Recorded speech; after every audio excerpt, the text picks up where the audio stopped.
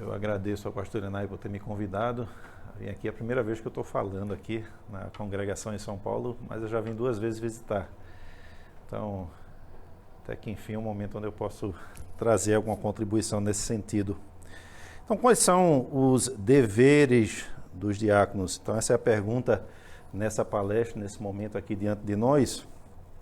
Eu quero iniciar primeiramente falando sobre essa palavra diácono e o que significa diácono, de onde vem essa palavra ou esse título diácono. Vou ser breve sobre isso, mas eu quero tocar nisso porque vai ajudar também a entender mais sobre o que é o dever ou os deveres do diácono, entendendo essa palavra. No momento que nós conhecemos como a instituição do ofício de diácono, quando os 7 foram escolhidos em Atos 6, não há lá naquele texto a palavra diácono. Especificamente nesse texto não se encontra a palavra que você poderia dizer ali é diácono, o ofício. Porém, nas cartas de Paulo que seguem no Novo Testamento, nós vemos claramente que Paulo se dirige também especificamente a diáconos, então aos bispos e diáconos. Claramente, então, ficou definido que há esse ofício. E além desses textos, as qualificações em 1 Timóteo 3 e Tito 1, nós vemos isso em Filipenses 1, versículo 1, onde lá diz Paulo e Timóteo, servos de Cristo Jesus, a todos os santos em Cristo Jesus, inclusive bispos e diáconos que vivem em Filipos. Então, escrevendo assim, o povo que recebeu a carta já entendeu claramente sobre esse ofício. Então, o ofício e o título de diácono se tornaram bem conhecidos na igreja primitiva a partir de Atos. Mas o que significa, então, a palavra diácono? Ela é derivada do grego e o seu significado basicamente significa servo, servir. Isso é bem indicativo, então, do que se trata o ofício de diácono. É ser um servo. Servir a Cristo, servir a outros e servir a igreja de Cristo. E é esse serviço também que é característico de todos os líderes da igreja. Moisés foi chamado de servo no Antigo Testamento. O próprio Paulo, ele descreve a si mesmo como servo. E o maior exemplo de servo que nós temos é o nosso próprio Senhor Jesus Cristo. Ele diz em Lucas 22, 27, pois no meio de vós eu sou como um servo, um que serve. Temos também a história contada em João capítulo 13, os versículos de 3 a 5, e tem todo o contexto em volta desses versículos, mas onde lá, especificamente nesses 3 versículos, Jesus estava à mesa com os seus discípulos. Naquele momento ele já sabia quem seria o traidor, mas houve uma sequência de acontecimentos naquele momento. E o texto diz, sabendo este que o Pai tudo confiara em suas mãos, e que ele viera de Deus e voltaria para Deus, levantou-se da ceia, tirou a vestimenta e cinta, e tomando uma toalha, cingiu-se com ela. Depois deitou água na bacia e passou a lavar os pés aos discípulos e enxugar-lhes com a toalha com que estava cingido. Então imagina, o Deus Todo-Poderoso, que criou tudo, se fez homem e se humilhou ao mais baixo serviço de lavar pés e servir as suas criaturas, que naquele momento ele já entendia vinham de Deus a ser seus filhos, seus irmãos. Então foi o maior exemplo de servo. Então fica claro que o exemplo de todos os líderes nas Escrituras e acima de tudo do próprio Senhor Jesus Cristo, que é o cabeça da igreja, é disposição de ser um servo nesse ofício. Isso é fundamental quando você pensa sobre os deveres e o que é que o diácono vai fazer. Esse fato, então, é importante para aqueles que querem servir no ofício de diácono e para os que almejam ou já estão servindo tanto no ofício de diácono como qualquer outro ofício da igreja. Eu quero agora dar um pouco de atenção aos acontecimentos registrados em Atos capítulo 6, onde nós vemos que o ofício de diácono ali foi instituído. Eu sei que o pastor John já deu uma palestra aqui antes de mim, infelizmente eu perdi, ouvi exatamente o que ele falou, mas já deu bastante atenção a esse texto no início do capítulo 6 de Atos. Mas eu quero apenas destacar novamente algo que tem muito a ver então com os deveres dos diáconos e a esse ofício. Então o texto, eu vou ler novamente, onde diz: ora, naqueles dias, multiplicando-se o número dos discípulos, houve murmuração dos helenistas contra os hebreus, porque as viúvas deles estavam sendo esquecidas na distribuição diária. Então os 12 convocaram a comunidade dos discípulos e disseram: não é razoável que nós abandonemos a palavra de Deus para servir as mesas.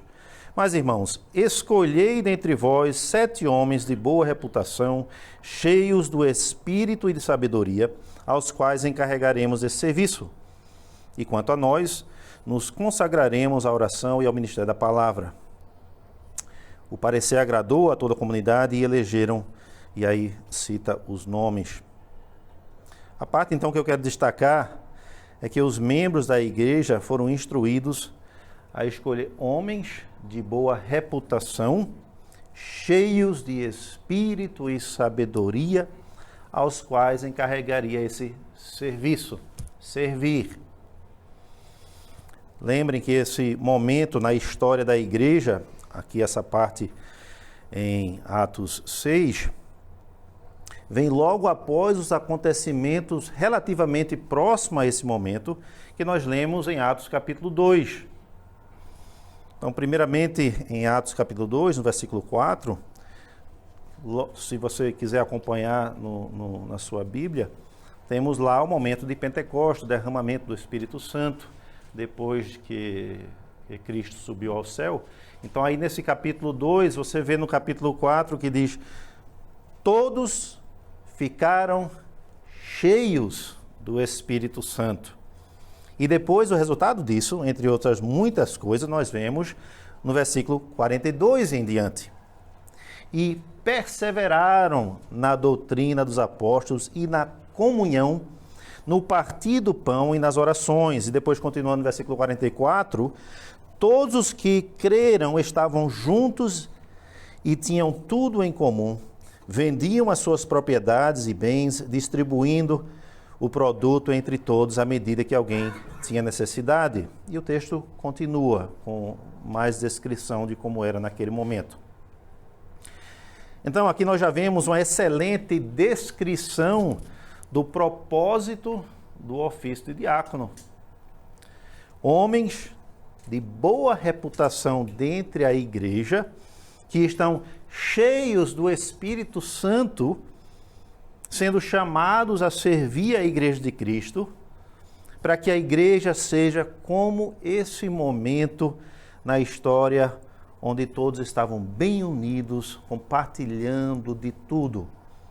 É uma forma de pensar e entender o chamado para o ofício. Unir a igreja, estar todos unidos, cheios do Espírito. O texto diz que toda a igreja perseverava na comunhão. Toda a igreja. No partir do pão, todos juntos, dividindo a comida igualmente. Todos estavam juntos e tinham tudo em comum. Vendiam suas propriedades e bens, distribuindo entre todos à medida que alguém tinha necessidade. Ok, o Espírito Santo foi derramado sobre a igreja, tamanha unidade nunca antes vista, poder do Espírito Santo. Mas aí o que acontece nesse texto que nós lemos em Atos capítulo 6? E o que houve foi reclamações, porque alguns estavam sendo esquecidos. Em outras palavras, as coisas não estavam mais indo como deveria na igreja de Cristo. Assim como há pouco tempo, em Atos capítulo 2, estava sendo. Todos juntos, todos unidos, todos, tudo em comum, distribuíam entre todos. Não estava mais acontecendo. Algo de errado aconteceu.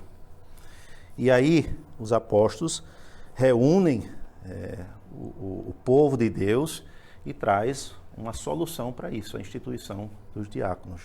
Então foi necessário diáconos para organizar tudo isso que é necessário dentro da Igreja de Cristo. Mas nem em Atos 2 e nem no capítulo 6 temos uma descrição de como os diáconos devem fazer tudo isso. Quais são os seus deveres, então? Quais são as tarefas específicas para cumprir esse chamado? Com um estudo muito mais amplo dos ensinamentos bíblicos e ao observar as boas práticas na igreja ao longo desses vários anos, desde Atos, da igreja primitiva, nós podemos realmente chegar a uma série de deveres e tarefas específicas que cabem bem ao ofício de diácono. Então, quero agora chamar a sua atenção ao que as igrejas reformadas têm descrito no artigo 17 do Regimento das Igrejas, onde ali fala sobre os deveres dos diáconos. E é um texto com uma muito boa descrição da série de deveres que o ofício de diácono tem. Então eu vou ler. Diz assim: os deveres dos diáconos são cuidar para que haja bom progresso no serviço da caridade na congregação, conhecer pessoalmente, através de visitas, as necessidades e dificuldades que existem na congregação e exortar os membros do corpo de Cristo a demonstrarem misericórdia, ajuntar e administrar ofertas e distribuí-las em nome de Cristo, em consulta com outro oficial, avaliando as necessidades, encorajar e consolar com a palavra de Deus aqueles que receberam as doações do amor de Cristo e promover por palavras e atos a união no Espírito Santo que a congregação goza na mesa do Senhor. Temos várias coisas aqui dentro dessa descrição. Esse artigo, então, ele é rico em descrição de várias responsabilidades e deveres dos diáconos, e vamos dar uma olhada com mais cuidado em 6 deveres que vemos aqui dentro desse artigo 17 do regimento. Então, primeiro seria, se a gente for destrinchar, cuidar para que haja bom progresso no serviço de caridade da congregação. Essa primeira responsabilidade é realmente introdutória para uma missão geral dos diáconos. O progresso do serviço de caridade na congregação. Então, é uma coisa mais introdutória, mais abrangente. Mas quanto ao serviço, e os 4 próximos que eu vou destacar, esses deveres descritos no artigo 17, são tarefas mais específicas que vão levar ao progresso do serviço de caridade na congregação. Vão descrever o que fazer mais especificamente para acontecer isso. Mas quanto ao serviço de caridade, mantenha em mente os acontecimentos novamente e fique refletindo sobre Atos 2 e Atos 6. A ideia é que todos que têm necessidades, quer sejam financeiras, quer sejam necessidades emocionais, mentais, necessidade de solidão, sejam atendidos e consolados tanto pela palavra como também pela unidade do corpo de Cristo. Essa é a ideia. Então, essa obra de caridade e cuidado de todos dentro da Igreja do Povo de Deus, nós já vimos no estudo do Antigo Testamento, onde tem um texto em Deuteronômio capítulo 14 que fala sobre essa ordenança de Deus. Nos versículos 26 a 29, Deus ali instruindo através de Moisés o povo, diz: esse dinheiro dá-lo-ás por todo que deseja a tua alma, por vacas, ovelhas, ou vinho, ou bebida forte, ou qualquer coisa que te pedir a tua alma. Come-o ali perante o Senhor teu Deus e te alegrarás tu e tua casa. Porém não despedaçarás o levita, desampararás o levita que está dentro da tua cidade, pois não tem parte nem herança contigo. Ao fim de cada 3 anos tirarás todos os dízimos do fruto do 3º ano e os recolherás na tua cidade. Então virão o levita, pois não tem parte nem herança contigo, o estrangeiro, o órfão e a viúva que estão dentro da tua cidade, e comerão e se fartarão, para que o Senhor teu Deus te abençoe em todas as obras que as tuas mãos fizeram. Então já era mandato de Deus no Antigo Testamento que não só ele abençoaria cada um dos frutos do seu trabalho, mas também a todos os demais que talvez não tivessem condições para esse trabalho receberem o fruto das bênçãos.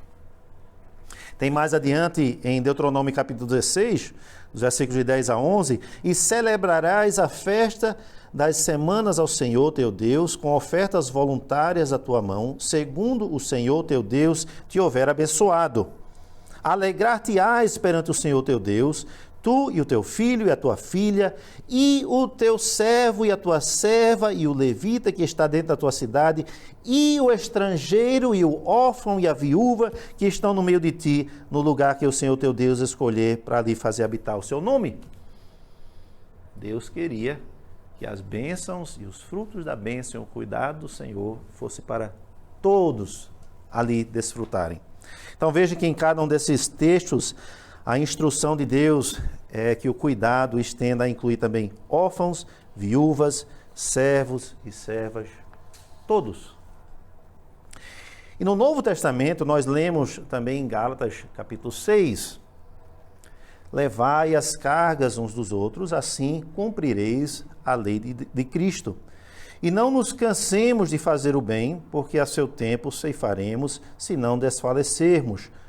Por isso, enquanto tiverdes oportunidade, façamos o bem a todos, mas principalmente aos da família da fé. Claro que essa instrução é para todos, membros da igreja.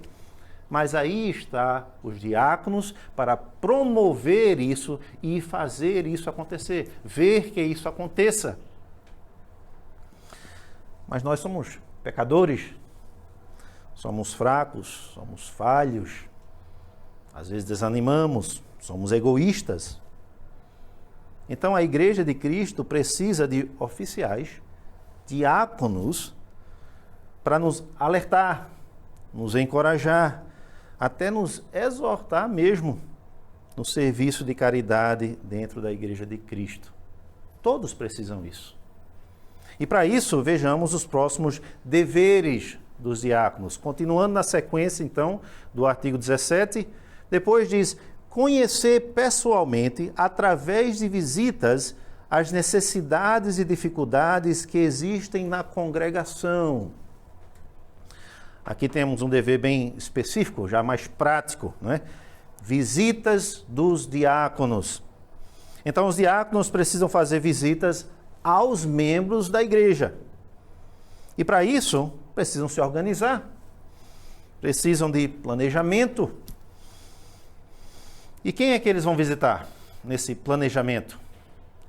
Todos. Todos os membros. Isso raramente é feito em uma igreja. Raramente.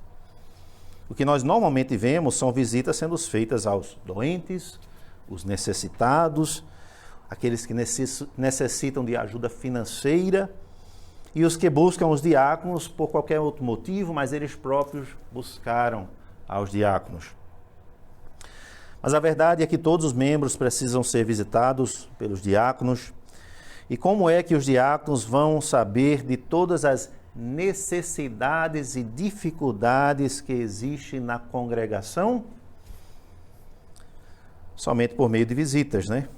Então, nós não estamos falando aqui apenas sobre necessidades financeiras, mas todo tipo de necessidade, de dificuldades na vida de um cristão. Dificuldade financeira, de saúde, de solidão, de dificuldade em administração do seu tempo, talvez dificuldade com avareza, prosperidade demais e muitas outras coisas. São necessidades reais do povo de Deus, membros da igreja. Enfim, todos então precisam ser visitados pelos diáconos. E isso pode não parecer realista na agenda super ocupada dos diáconos, tanto com os trabalhos do próprio ofício, como as responsabilidades da vida cotidiana, mas com planejamento realmente é possível. É verdade que em igrejas maiores, ou onde há relativamente poucos diáconos dentro de uma congregação, isso pode não ser possível dentro de um ano.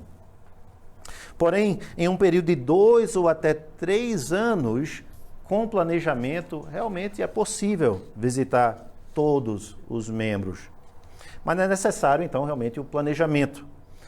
Uma lista dos membros, uma divisão, então, dessa lista de membros, quem vai visitar entre os diáconos quais membros, quem vai acompanhar o outro diácono, caso necessário um presbítero, o ministro da palavra, acompanhá-lo na visita, tudo isso ser organizado. Um calendário com os nomes das famílias já colocado, estabelecido de antemão para cada mês. Janeiro de 2023 é família de irmão João e família do irmão Zé. E fevereiro, família tal e tal. E assim, planejamento. Tanto os diáconos já sabem, como também a igreja toda pode estar já esperando e aguardando essa visita. Mas vamos agora para o próximo, então, dever que está descrito ali no artigo 17 do regimento. Então, o terceiro seria, através de visitas, exortar os membros do corpo de Cristo a demonstrarem misericórdia. E como eu já falei, nós somos pecadores, nós somos fracos, somos falhos, então somos regularmente e naturalmente egoístas com nosso tempo, nossa disposição, nossos recursos. Precisamos ser lembrados, precisamos ser encorajados e até mesmo exortados pelos oficiais encarregados a isso, os diáconos, quanto ao dever de todo cristão de exercer a misericórdia para com os demais irmãos na congregação. E é dever especialmente dos diáconos fazer isso, fazer essa exortação. E qual é a melhor forma para os diáconos ter a oportunidade para isso? Para exortar, encorajar todos. Uma visita oficial dos diáconos na casa do membro, para tratar desse e outros assuntos. Então isso precisa ser agendado, precisa ser planejado, informado ao membro, para esperar, se preparar para essa visita. Então, tanto o diácono como também os membros devem saber e entender que é o dever dos diáconos fazerem essas visitas para o bem da Igreja de Cristo e para todos os membros, para a edificação do corpo, para o crescimento da unidade da congregação, do corpo de Cristo. Esse é o propósito. Que tipo de perguntas os diáconos devem ou podem fazer nessas visitas diaconais? Muitas vezes um diácono se depara com uma situação de ter que fazer uma visita e fica meio perdido sobre por onde começar. Que pergunta fazer ou como abordar esse assunto? Então isso pede planejamento. Primeiramente, é uma boa prática iniciar uma visita com uma leitura de um texto que descreve as ricas bênçãos que nós recebemos de Deus com a nossa salvação em Cristo. Então, um exemplo disso pode ser ler o capítulo 1 de Efésios. Tem vários outros textos, mas ali tem uma bela descrição de Paulo de tudo aquilo que nós recebemos em Cristo. E assim também, durante a visita, pode-se fazer referência a esse texto na exortação e no encorajamento ao membro para demonstrar esse amor aos demais membros da igreja, havendo todos nós recebido esse amor de Cristo. E você faz referência ao texto, mostrando novamente. E isso pode ser um bom guia dentro da visita. Mas então, voltando a algumas perguntas específicas que podem ser feitas na visita do diácono. Irmão, você tem experimentado em sua vida essas maravilhosas bênçãos de Cristo? Logo após a leitura do texto. O que você tem feito para ser um membro vivo do corpo de Cristo, colocando em prática essas coisas? Quais dons você vê que Deus lhe deu, que você pode usar para contribuir na comunhão dos santos, na unidade da igreja? Se dirija ao irmão. Para ajudar algum outro membro da igreja especificamente, você tem pensado sobre isso? Como você tem usado o seu tempo, irmão, para a honra e para a glória de Deus com tudo que você faz na vida? Como você sacrificialmente tem usado o seu tempo para cumprir o mandamento: amarás o teu próximo como a ti mesmo? Você tem refletido sobre isso, irmão? Você tem se esforçado a manter a paz com todos dentro da congregação, seus irmãos em Cristo? Você tem sido fiel em demonstrar sua gratidão à bondade de Deus por meio das suas ofertas? Você tem sido fiel nisso? Então, se você prepara dessa maneira, com uma série de perguntas de antemão, não faltará assunto para você conversar com a ovelha e encontrar lugares onde você pode encorajar e até exortar. Vai ficar evidente nas respostas sendo dadas. Mas é muito mais importante lembrar que esse trabalho é a serviço de Cristo. E por isso é necessário que os diáconos sejam realmente cheios do Espírito Santo. E isso vai ser visto na maneira que uma visita é feita, e com palavras de amor, com paciência, com mansidão, com reconhecimento de que todos nós, inclusive o diácono, é um pobre pecador, é filho de Deus, salvo em Cristo. Então, quando você vai para uma visita, é importante sempre ter em mente o texto de Gálatas 6, versículos 1 e 2, onde diz: irmãos, se alguém for surpreendido em alguma falta, vós que sois espirituais, corrige-o com espírito de brandura. E guarda-te para que não sejais também tentado. Levai as cargas uns dos outros e assim cumprireis a lei de Cristo. Claro, é um texto que é para todos os cristãos, todos nós membros, mas oficiais especialmente, lembrar: não é sobre poder e domínio sobre outro filho de Deus, a exortação vindo de cima, de autoridade para baixo, mas é uma autoridade que vem de Cristo e ela é feita com amor, com brandura, com a voz de muita paciência e compreensão que todos são pecadores. Seguindo então, o próximo item no artigo 17 fala: ajuntar e administrar ofertas e distribuí-las em nome de Cristo, em consulta com outro oficial, avaliando as necessidades.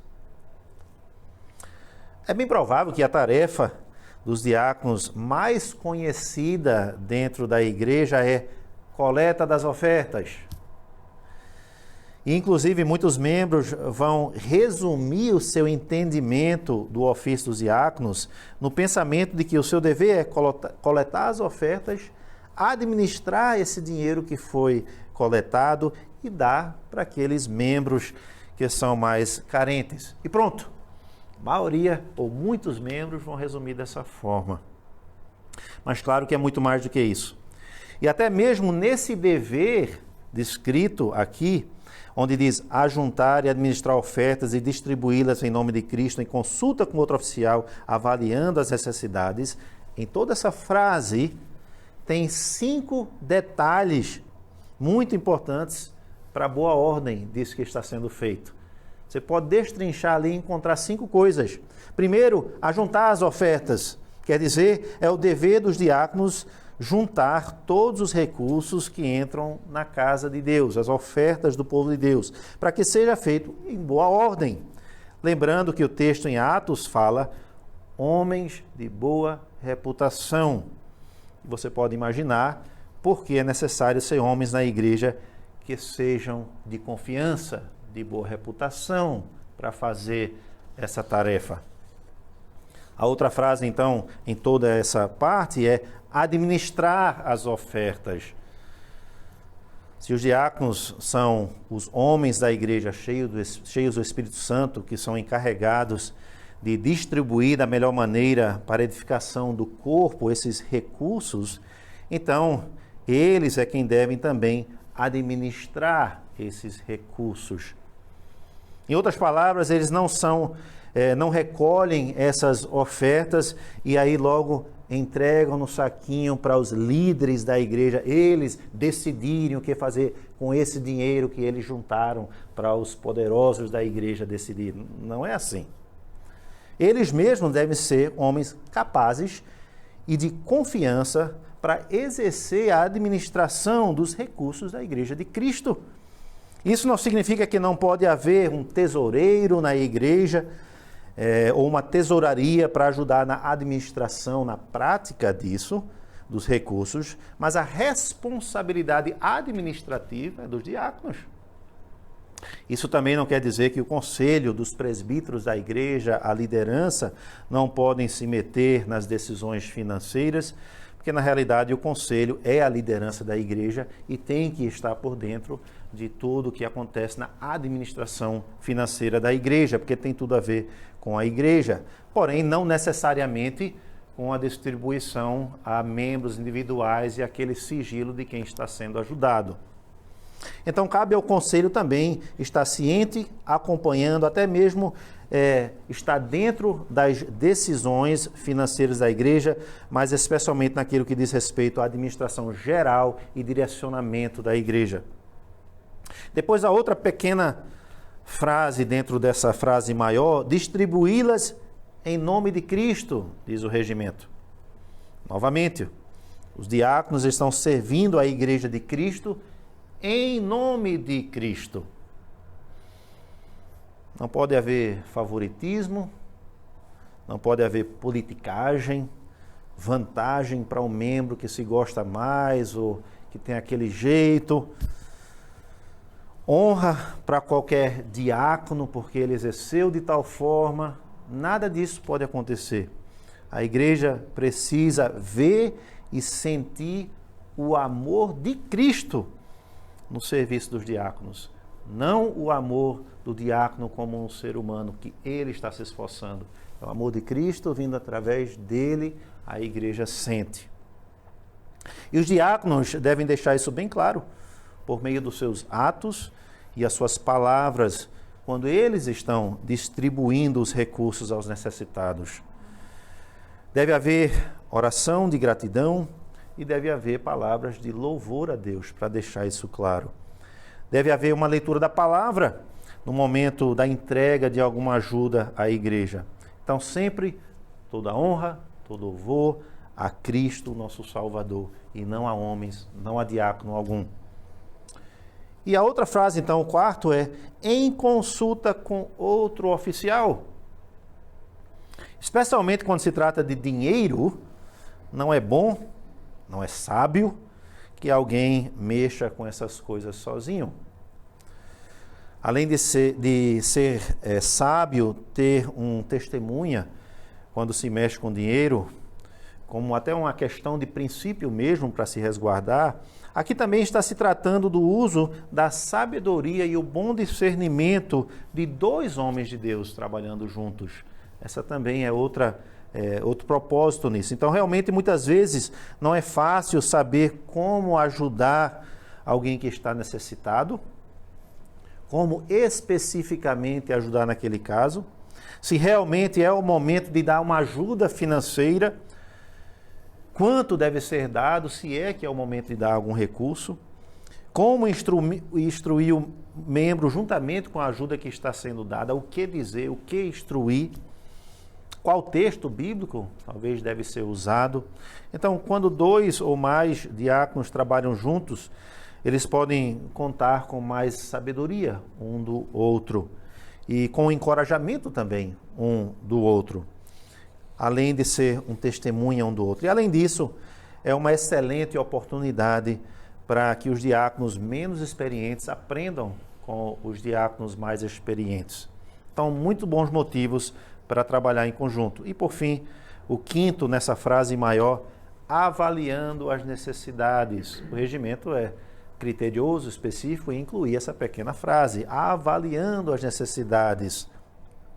Parece tão óbvio, né, que os diáconos precisam avaliar as necessidades para poder atendê-las. Claro, tem que avaliar. Mas a realidade é que muitas vezes, por falta de tempo, ou falta mesmo de disposição ou de sabedoria, aí o mais fácil é os diáconos simplesmente ver se tem dinheiro no caixa para dar àqueles que eles pedem por ajuda e assim distribuir sem muito discernimento, sem haver uma sábia decisão sobre isso. nem todos que buscam a ajuda realmente precisam da ajuda financeira. E nem todos que buscam ajuda financeira precisam de ajuda financeira. Muitos que buscam ajuda, na verdade, estão mal acostumados em receber sem se esforçar com as suas próprias responsabilidades. Então, isso pede discernimento, sabedoria da parte dos diáconos. Então, avaliando as necessidades, essa frase, os diáconos vão fazer considerações sábias entre si sobre o uso dos recursos que é da Igreja de Cristo. Eles vão buscar ver a melhor maneira de realmente ajudar a cada um dos necessitados, que são diversos, e muitas vezes não será com ajuda financeira. E quando a igreja é tão abençoada com a abundância de ofertas do povo de Deus, os diáconos vão avaliar as necessidades de outras igrejas. Ou como ajudar os de fora da igreja. Gálatas 6:10. Primeiro os de casa, depois os de fora. De fora da igreja em outra igreja e de fora da igreja de Cristo. Precisa de discernimento e precisa avaliar as necessidades. O quinto, então, agora seguindo em todo o texto maior do artigo 17, diz: encorajar e consolar com a palavra de Deus aqueles que receberam as doações do amor de Cristo. Então, eu já falei sobre isso quando falei sobre o que fazer em uma visita diaconal. Porém, tem duas coisas que eu quero enfatizar nesse momento sobre essa frase específica.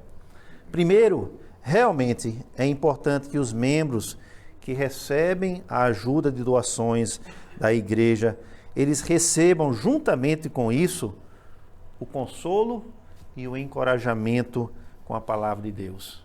Isso é muito importante.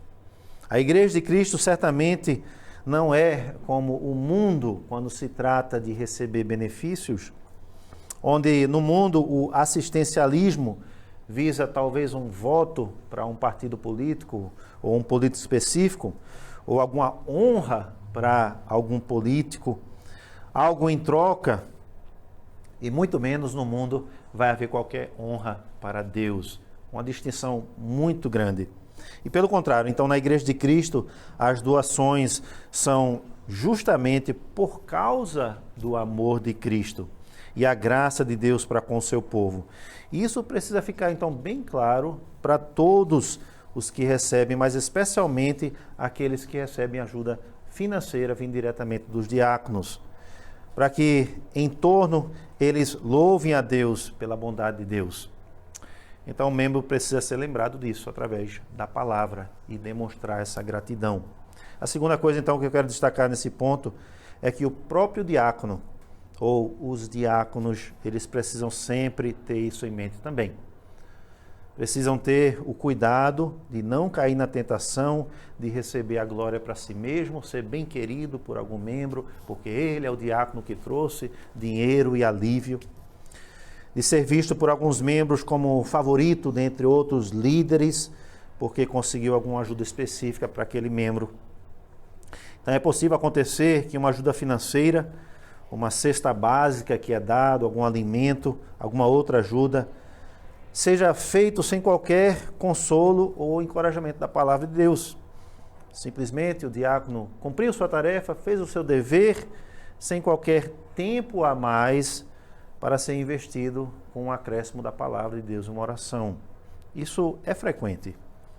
Ou talvez até entregue uma ajuda diaconal, até em um momento de uma visita, então realmente fazendo a visita e entregando, que talvez leve até mais de meia hora, talvez mesmo uma hora, mas em toda essa conversa da visita, toda a interação de comunicação, ela gera em torno de conversas e frases agradáveis, de como a vida é boa em meio às dificuldades, de como o diácono serviu bem, conversas sobre coisas diversas da vida, mas não é dada qualquer ênfase na palavra de Deus, no Evangelho de Cristo, que trouxe o amor em atos de ajuda aos necessitados. Então, assim também a honra a Deus. Em outras palavras, é possível o diácono, na sua imaturidade ou até mesmo no seu orgulho, passar tanto tempo conversando e não entender ou focar na necessidade da palavra e do consolo do Evangelho. Isso é um perigo. Por isso é necessário ser deliberado nessa prática. O sexto, então, para concluir o artigo 17, fala promover por palavras e atos a união no Espírito Santo que a congregação goza na mesa do Senhor. Então, por fim, o artigo 17 termina com esse dever. E realmente esse é o resumo ou o foco principal de todo o trabalho dos diáconos na Igreja de Cristo. É essa frase final. Promover a união no Espírito Santo. Mas aqui tem também uma ênfase especial aos diáconos mesmo. É uma instrução para que os próprios diáconos sejam exemplos. Tomem a frente nisso, por meio de suas palavras e atos, para que os membros da igreja vejam e sigam esse exemplo. É por isso que está descrito dessa forma. E tem tudo a ver com o promover da união da igreja, conforme nós lemos e bem conhecemos em 1 Coríntios 12. Lá é um texto que fala de um membro e vários membros que formam um corpo e cada um tem suas qualidades. Eu vou só ler alguns versículos, mas não o texto todo. Então, o versículo 12 diz: porque assim como o corpo é um e tem muitos membros, e todos os membros, sendo muitos, consistem em um só corpo, assim também com respeito a Cristo. Pois em um só Espírito todos nós fomos batizados em um corpo, quer judeus, quer gregos, quer escravos, quer livres. E a todos nós foi dado beber de um só Espírito, porque também o corpo não é um só membro, mas muitos. E aí no 18 diz: mas Deus dispôs os membros, colocando cada um deles no corpo, como lhe aprouve. Se todos, porém, fossem um só membro, onde estaria o corpo? O certo é que há muitos membros, mas um só corpo. Pelo contrário, os membros do corpo que parecem ser mais fracos são necessários. E os que nos parecem menos dignos do corpo, a estes damos muito maior honra. Também os que em nós não são decorosos revestimentos de especial honra. Mas os nossos membros nobres não têm necessidade disso. Contudo, Deus coordenou o corpo, concedendo muito mais honra àquilo que menos tinha, para que não haja divisão no corpo. Pelo contrário, cooperem os membros com igual cuidado em favor um dos outros, de maneira que se um membro sofre, todos sofrem com ele, e se um deles é honrado, com ele todos se regozijam. Ora, vós sois corpo de Cristo e individualmente membros desse corpo. Um texto muito rico, cada versículo cheio de riquezas. Então, só o destaque aqui, para que não haja divisão no corpo. Pelo contrário, cooperem os membros com igual cuidado entre todos, em favor uns dos outros. Esse é o propósito da diaconia. Ver e fazer isso acontecer e servir como exemplo. Esse é o dever. Promover a unidade e a comunhão do corpo de Cristo. Então, quais são os deveres dos diáconos? Especificamente, são vários. Mas então vou resumir só listando novamente aquilo que a gente já viu. Fazer visitas a todos os membros para conhecê-los, encorajá-los, exortá-los, distribuir aos necessitados. Visitas. Ajuntar as ofertas, dever dos diáconos. Administrar os recursos e as ofertas. Ter reuniões dos diáconos para tratar dos assuntos da diaconia. Distribuir a ajuda financeira com sabedoria, com discernimento entre eles. E aí, por fim, servir com seu próprio exemplo de palavra e atos para a unidade da igreja. Claramente, o ofício do diácono é necessário, é muito louvável, é edificante para a igreja de Cristo e reflete o amor de Cristo para com sua igreja.